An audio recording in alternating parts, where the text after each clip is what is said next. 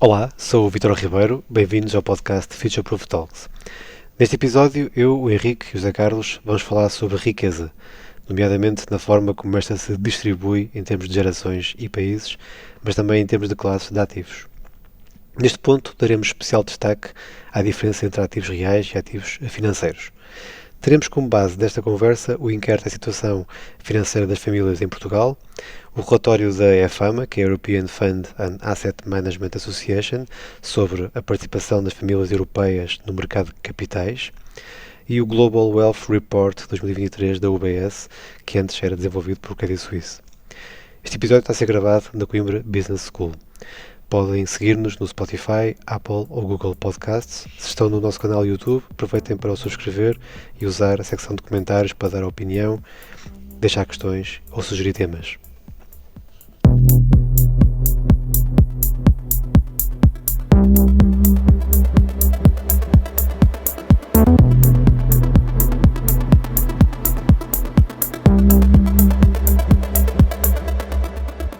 Bem-vindos ao Future Proof Talks, um podcast sobre poupança e investimento com análise de expectativas para os mercados, tomada de decisão e filosofia de vida. Vítor Ribeiro, Henrique Amaral Dias e José Carlos Tomás conversam sobre o que estão a ver, a escrever e a ler com o foco no futuro. As opiniões expressas refletem apenas a opinião dos participantes e não vinculam Future Proof Wealth Advisors. Todos os exemplos, informação, nomes de pessoas ou instituições descritos e falados no podcast são apenas para fins ilustrativos e não são uma recomendação. O Future Proof Talks não é nem pretende ser um substituto do aconselhamento personalizado. Bem, a expressão riqueza surge aqui como total do património, quer financeiro, quer não financeiro. Ou seja, devemos analisar os ativos reais e os financeiros, que, em larga medida, aqui em Portugal, são muito mais os reais do que os financeiros. Em termos de distinção, eu gosto sempre de dizer que o ativo real, o ativo real é algo físico, não é? Um ativo físico, e o ativo financeiro é um título que nos pode valer de forma indireta um direito sobre um ativo real. Portanto, acaba por ser uma ação, pode tornar-se um ativo real. Por exemplo, até no inquérito que o INE fez, o mais recente, às famílias, engloba, por exemplo, os negócios próprios como ativo real. Uhum. Que é interessante. Nós, em análise de projetos de investimento, a distinção que fazemos entre ativos reais e ativos financeiros é a seguinte: os ativos reais são aqueles que, além de terem uma existência tangível, não é? São aqueles onde existe controle de gestão, e, portanto, uma pequena empresa que é detida por um sócio, não é? Ser um unipessoal, ou até detida por 2 ou 3 sócios, isso é um ativo real. O ativo financeiro, tipicamente, é aquilo que é onde existe uma gestão passiva e, portanto, onde a gestão não tem qualquer espécie de influência. A ação de uma Coca-Cola, de uma Apple, Sim. Não é por facto de nós termos que exercemos alguma influência sobre esse ativo. Não é? Sim. Em relação a esse inquérito das famílias, às famílias portuguesas, é interessante fazer aqui algumas situações que têm a ver com a distribuição dessa mesma riqueza. Aqui um dos dados, que está até num artigo do ECO, com cerca de um ano, mas que é relativamente recente, com dados recentes, em média as famílias portuguesas têm hoje um património imobiliário de 120 mil euros. Que é o triplo do montante da dívida que tem. Portanto, é interessante, ou seja, já subiu bastante face aos anos 90 e até anos 2000. Depois, o inquérito também diz uma situação muito curiosa. 70% dos ativos financeiros estão em depósitos a prazo. E à ordem. Portanto, estão a ser bem remunerados e a combater a inflação, certo? Depois... Fina ironia. Fina ironia. Apenas 10% estão em ativos transacionáveis. Portanto, leia-se ações, obrigações, por aí. Depois, da distribuição dos valores de ativos reais, o que é que acontece? 55% estão na residência própria, na residência principal, dos ativos reais. E no total, os ativos reais são 87% do total do património. É colossal. Estavam à espera? Estava à espera relativamente ao 87% do ativos reais sobre o património total. Sim. Isso estava, e já é uma relativa constante da sociedade portuguesa. Agora, preocupante é de facto a percentagem tida em depósitos à ordem e depósitos a prazo. E São a 200. percentagem é ativos transacionáveis. Não é? Sim, são 200 e tal e poucos mil milhões de euros em depósitos. Portanto, praticamente 100% do PIB. Não é? Um bocadinho menos, mas sim, perto. Sim. Que é curioso. Digamos, de empresa, de pessoas. Famílias. Fora, Estamos a já falar de agora, famílias. fora um dado que não está Exato, aí, empresas. que é muito interessante e que ainda hoje se assiste em muitas localidades neste país, um bocadinho mais rurais, mas não necessariamente rurais, que é o facto das pessoas terem dinheiro em casa Sim. e não é assim tão pouco. Precisamente. O dinheiro do colchão existe. Existe. Também não é preciso exagerar. Mas existe. Existe. Eu por acaso, enfim, sou Existe e não é estudioso pouco. de história portanto, história portuguesa, enfim, recente ou quase contemporânea, e no século XIX, digamos, os únicos negócios que eram aceitáveis. Aliás, deixa-me só dizer que é por isso que as vendas das estantes do IKEA têm disparado. Parece que sim. Mais uma fina ironia. Mais uma fina ironia. Mas voltando ao século XIX, não é? Portanto, acho que ainda não existia a IKEA na altura. Mas havia os tantos já. Mas já havia os tantos. Havia marceneiros. Continua, Zé Carlos. Exatamente. Portanto, na altura já era mais ou menos conhecido que só havia dois negócios, digamos, onde era possível reproduzir com alguma segurança o capital, que é a dívida pública portuguesa e o imobiliário. Já na altura. Depois havia os negócios para as grandes fortunas, que eram as concessões do Estado. E O íamos falar monopólio da Salamancada, não é? Não vamos à Salamancada, mas era, digamos, o monopólio dos tabacos, que era, digamos, o grande negócio que almejado por todos. O sabão é anterior e estava agregado ao monopólio e teve agregado, digamos, ao monopólio do tabaco. Exato. Mas o tabaco depois, digamos, prolongou-se até 1926. Uma história mais recente, em termos de mercados, e de facto a proporção de ativos financeiros é mesmo muito baixa. A que é que isso se deve? Eu sei que pode ser cultural, deve ser cultural, em grande medida, a fraca poupança, provavelmente, fraca literacia financeira, certamente. Mais experiência. Mais experiências, é isso que eu ia dizer. E digamos, PSI, nos por 10 exemplo, anos até 2019, o PSI caiu quase 40%. Exato. E, portanto, o que nos colocou bem na terceira bolsa. E estamos longe dos máximos dos anos 90. Exatamente. Para nem falar nisso. Para nem falar nisso. Digamos que também estiveram muito associados, digamos, à bolha das .com, e que na altura foram influenciados, vocês não se lembram disso, pela PT Multimédia. Então não lembramos bem. Não lembro bem. Afinal, eu sou mais novo que parecia. Não, mas sim, em termos português, e agora sim, com as novas tecnologias, com as novas plataformas, qualquer pessoa pode investir em qualquer parte do mundo, mas de facto essa situação da Bolsa em Portugal terá explicado grande parte desta falta de investimento em ativos financeiros, mas não só, é óbvio. Claro. Passando ao relatório do Global Wealth Report, que em 2023, este ano, o mais recente, já foi feito sob a chancela do UBS, quando até agora tem sido Credit Suisse. Exatamente. São as coisas que acontecem no mundo financeiro. É a vida. Henrique, queres fazer aqui algum comentário em relação a esse Global Report? Ou seja, tenho aqui vários dados interessantes. Tem. A primeira coisa que diz é que, de facto, em 2022, a riqueza líquida privada, em termos globais, diminuiu 11,3 trilhões. Isto é em grandes números, né? São números, menos 2,4%. Né? A riqueza por adulto diminuiu 3,6% para em 3.198 dólares.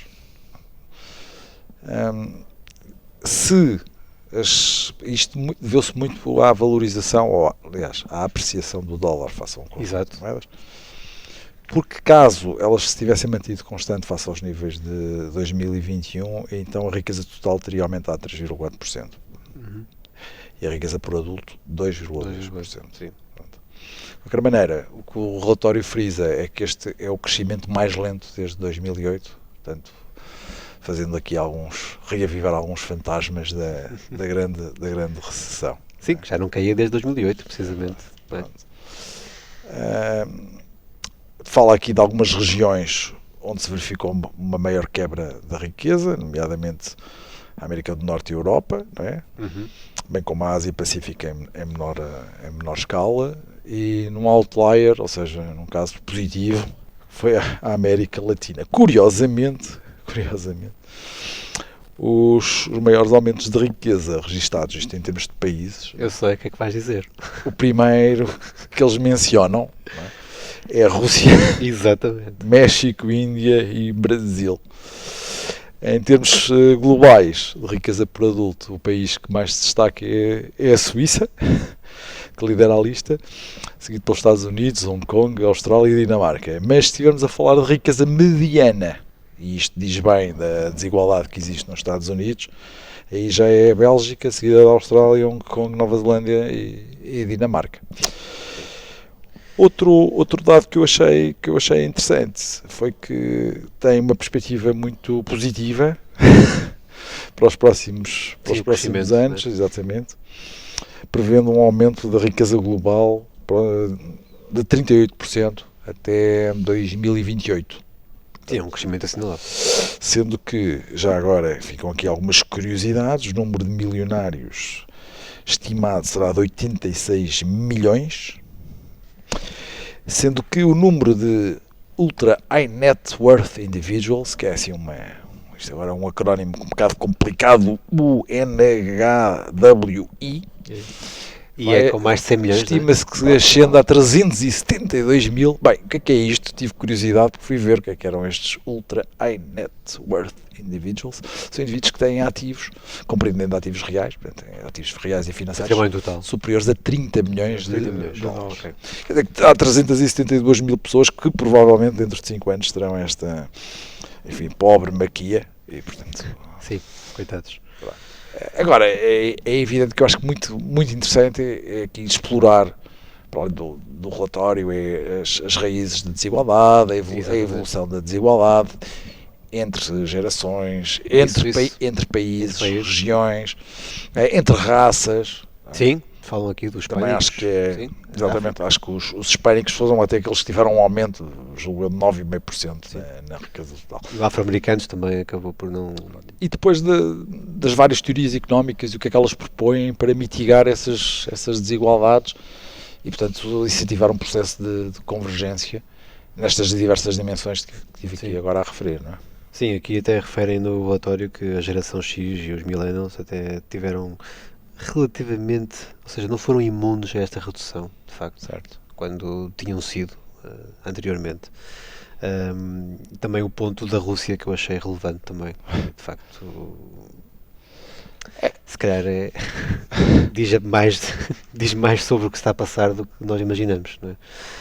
Porque o crescimento da riqueza também está completamente relacionado com, se calhar, com a desvalorização da moeda, não é? Provavelmente. Não sei, será algum impacto aí, mas provavelmente tem. Não li a explicação ao detalhe.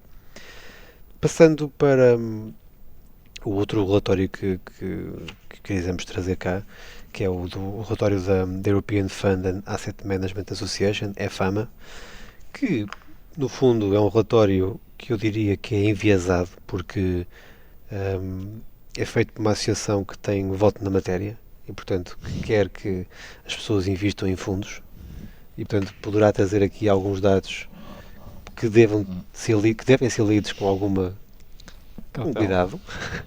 Ainda assim, os dados que apresentam são muito interessantes e eu gostava de passar aqui alguns também em revista.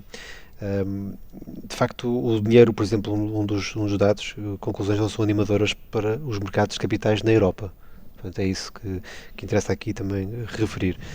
O dinheiro em depósitos passou de 36% em 2015 para 41% em 2022.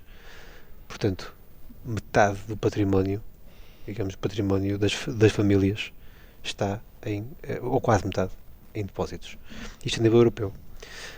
O aumento massivo do aforro em depósitos foi impulsionado pela pandemia, naturalmente. Claro. Foi um fator importante. Os apoios dos governos e as poupanças, pelo facto das pessoas que estavam empregadas, na generalidade, não terem o mesmo padrão de despesa. Isto apesar de os investimentos em mercado de capitais terem aumentado, mas aumentaram menos do que o aumento dos depósitos. Continua a haver grandes diferenças em termos geográficos, aí está a parte norte e sul, da forma como as famílias alocam as suas poupanças. Na Dinamarca, Suécia e Países Baixos, as famílias têm menos de 30% da sua riqueza financeira em depósitos. Em países como Portugal, Malta, Bulgária, Eslovénia, Polónia, Chipre, Grécia, têm mais de 70%. Portanto, é um dado interessante a avaliar. De facto, ainda temos muito que fazer, muitos mais podcasts para fazer, porque a mensagem não está a passar. Não. Depois tem aqui um gráfico, um quadro também interessante, que é a percentagem de ativos financeiros por cada agregado familiar. Na Dinamarca são cerca de 20%, por exemplo, em termos de depósitos. A média europeia, como já disse, é 41%, e Portugal, como já referi, está nos 70%. Depois, em termos de fundos de pensões, por exemplo, a Europa a média é 24%, mas no Reino Unido é 48%, e nos Países Baixos é 62%.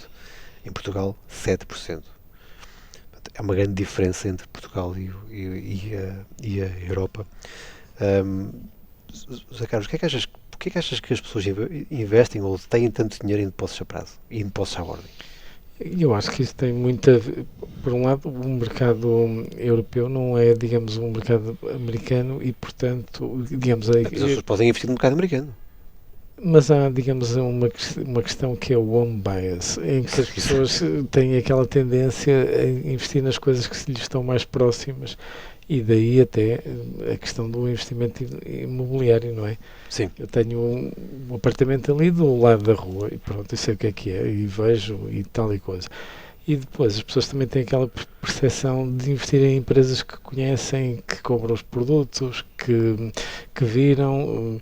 e que acharam, e isso acaba por influenciar. Estão na moda, não é? E na Europa não estão, basicamente. E na Europa, tirando alguns setores, não é? Que também existem companhias de excelência, basta pensar no caso das empresas de luxo, que tiveram valorizações, enfim, que parecem autênticas empresas de tecnologia, não é?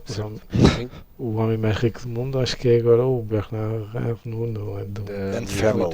Unfamily exato, da LVMH. Mas tirando essas situações, e também não é, digamos, não temos mercados capitais tão dinâmicos. Eu acho que a razão é uma razão muito psicológica, sinceramente.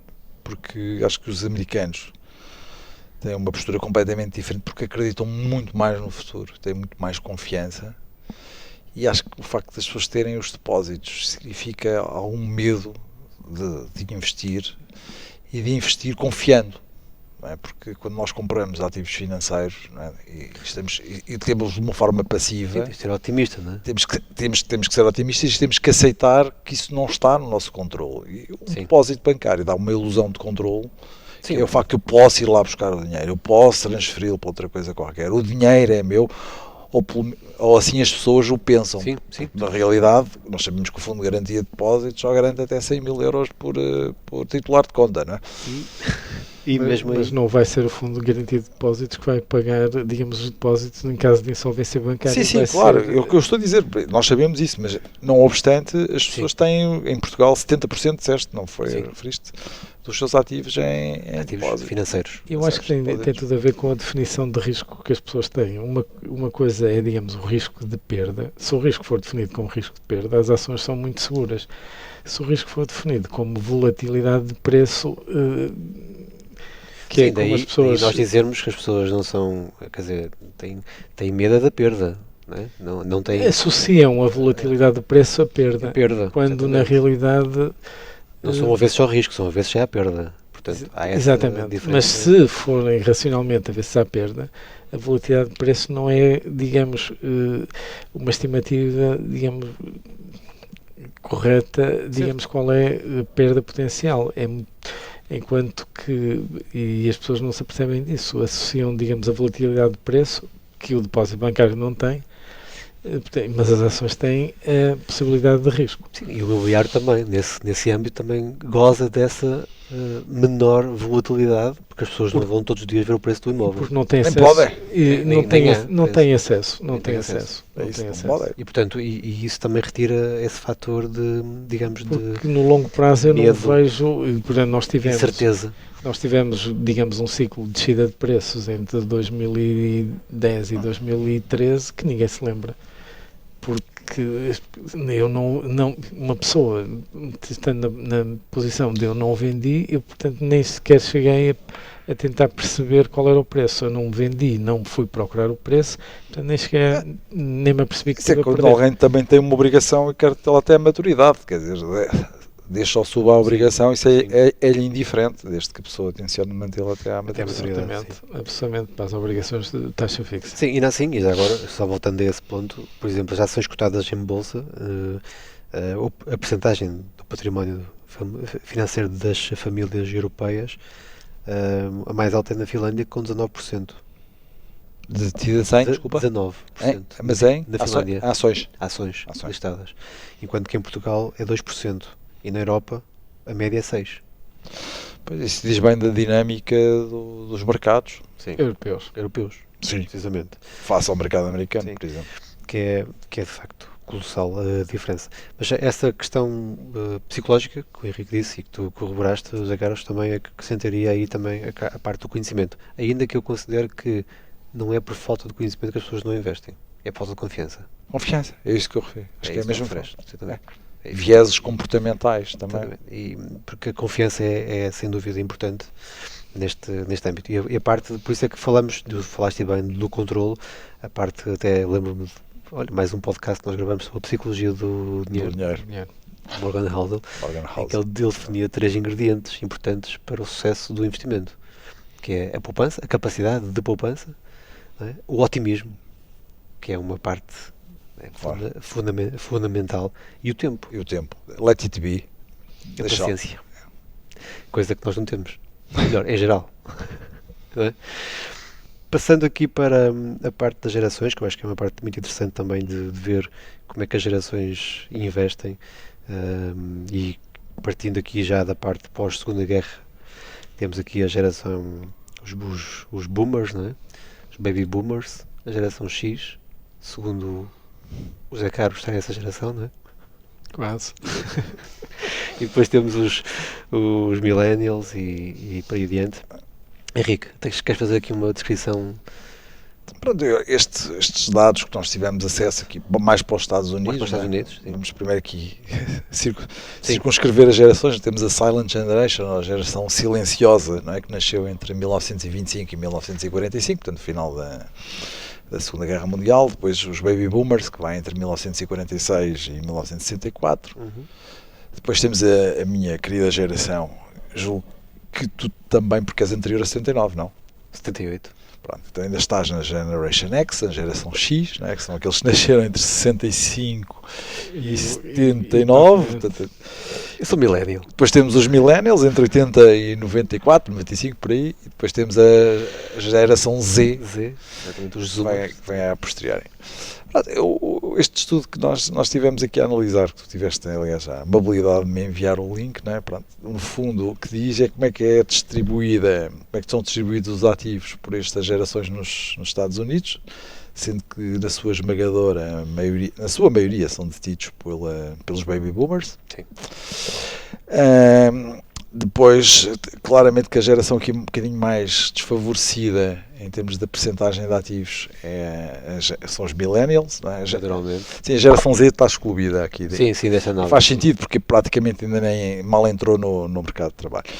Claro que eu tive alguma curiosidade em ver, enfim, pronto, porque isto tem a ver com esta questão da distribuição entre gerações, tem a ver com a demografia, não é? Ou seja, qual é a quantidade, o número de pessoas que está presente em cada geração.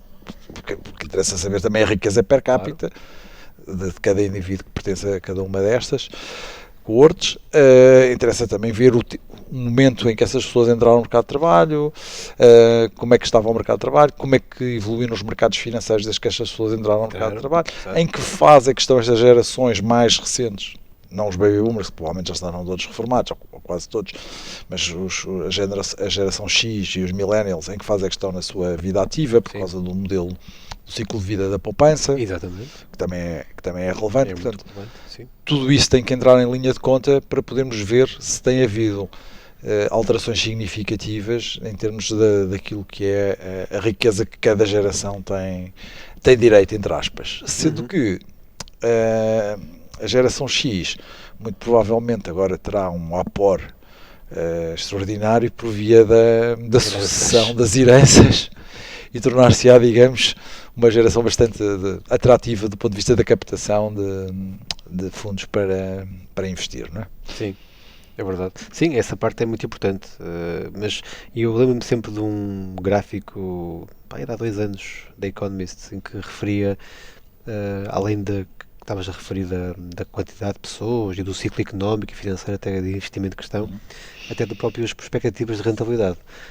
Os baby boomers tinham uma perspectiva de rentabilidade muito superior. Estabilidade do emprego, o tipo de pensões E o próprio mercado, que estava numa, exatamente, que esteve numa e a fase do mercado em que estava. Os baby boomers entraram numa fase já pós-Segunda Guerra Mundial e, portanto, entraram no mercado de trabalho anos 70, meados dos anos 70, entre os anos 70 e agora foi quando o mercado mais cresceu. Enquanto, por exemplo, os millennials já entram pós-dot-com, não é? E grande recessão, não é? Sim, a expectativa de rentabilidade é muito menor. É mesmo, eu lembro-me do gráfico, não o trouxe agora, mas lembro-me de ser bastante.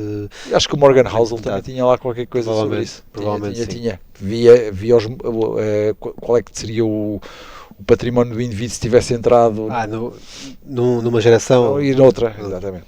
Isso também é curioso que os mais velhos têm tendência a serem considerados mais pessimistas, mas no caso do investimento isto inverte-se completamente. Claro, pois é. Ou seja, os mais novos acham que os mais velhos é que tiveram, digamos, as oportunidades. É verdade.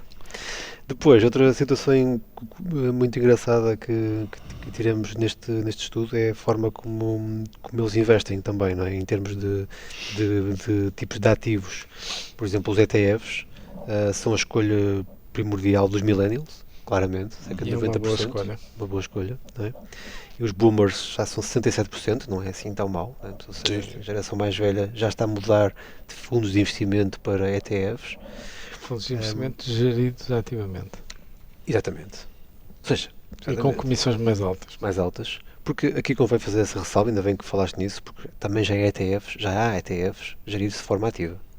Já. Com comissões. E o Bogle falava nisso, precisamente. E alertava para isso. Portanto, o que os distingue, portanto, os fundos dos ETFs e a atratividade, digamos, não é, digamos, a menos em alguns casos a gestão ativa, é, digamos, as comissões mais baixas. Sim, é seguir um índice de mercado, ainda que quando dizemos que há ETFs ativos, quer dizer que eles continuam a seguir um índice. Agora, esse índice foi feito quase à medida para que eles possam ser investidos.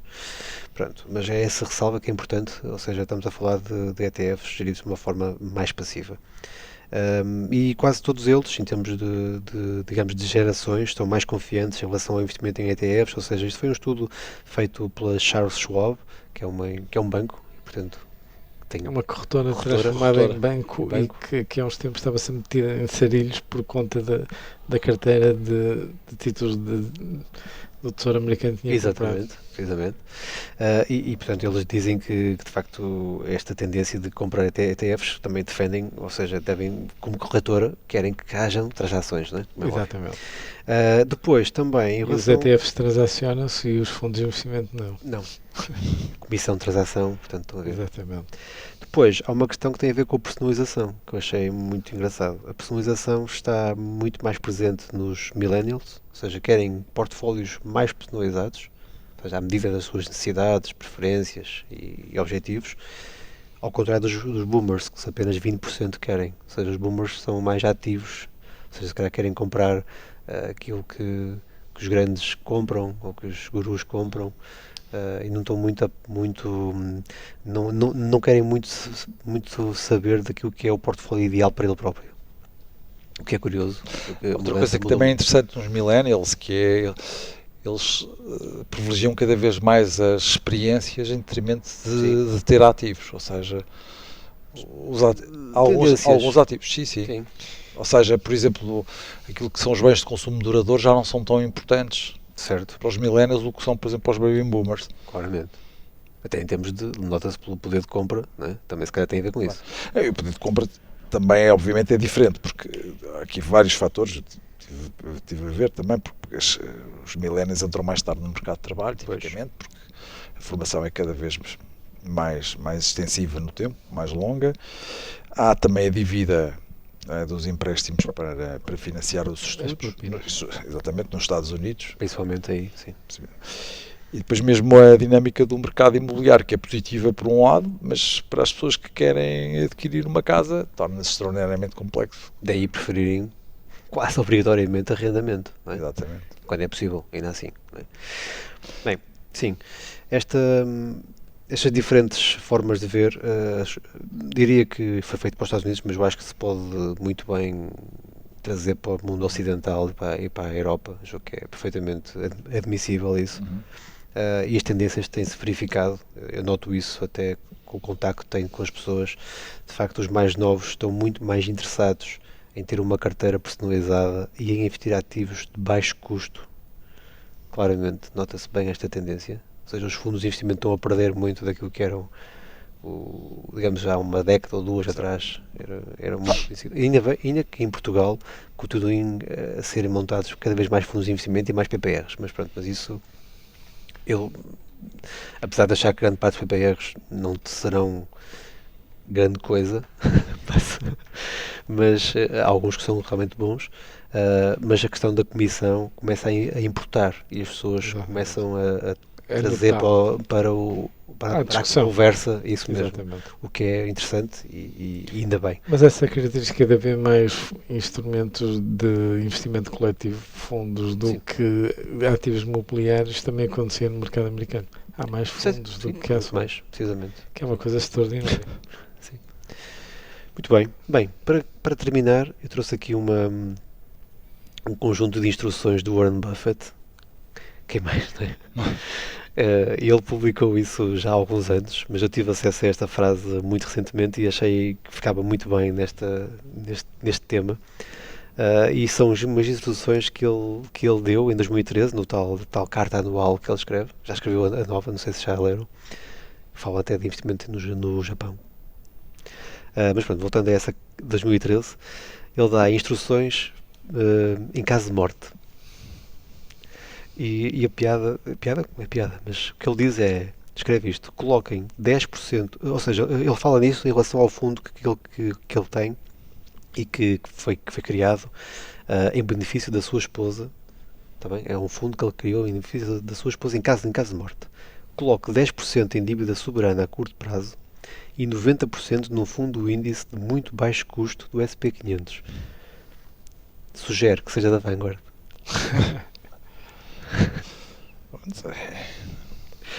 E pronto. Não é? O que é que acham? Acho que é uma boa carteira. Eu por acaso recentemente vi uma estatística curiosíssima, que alguém fez umas contas e disse que desde que o Bill Gates começou a falar com o Warren Buffett tinha diversificado a carteira e agora a fortuna dele eram 136 bilhões de dólares, e se não tivesse diversificado a carteira teriam sido 1,3 trilhões. Dá que pensar. Dá que pensar. A questão de diversificação traz isso, não é? Porque traz eficiência, se calhar, na realidade, binómio risco-retorno. A quantidade de ações que sim, se ele tivesse mantido as ações que tinha na Microsoft, era isso mesmo. Era isso mesmo. A quantidade de ações que bate o índice, como nós já aqui dissemos, portanto, 4% das ações representam 100% da subida do índice. Exato. E 3 por mil representam metade da subida do índice. Resta saber, não é? Quer dizer, se a evolução da Microsoft teria sido a mesma se ele tivesse permanecido com esse número de ações. Exatamente. Isso é tudo uma conjuntura. Eu diria que desde que ele não gerisse... Mas não sei. Ficamos com essa dúvida, por isso Ficamos invistam com com essa cuidado. Ele poderia não gerir, mas iria nomear a gestão. E não se esqueçam de diversificar. Diversificar. E não é só em depósitos a prazo. E não é só em depósito a prazo. Acho que é preciso acreditar. Acreditar, confiança. Confiança. Portanto, otimismo, capacidade de poupança e tempo. Obrigado.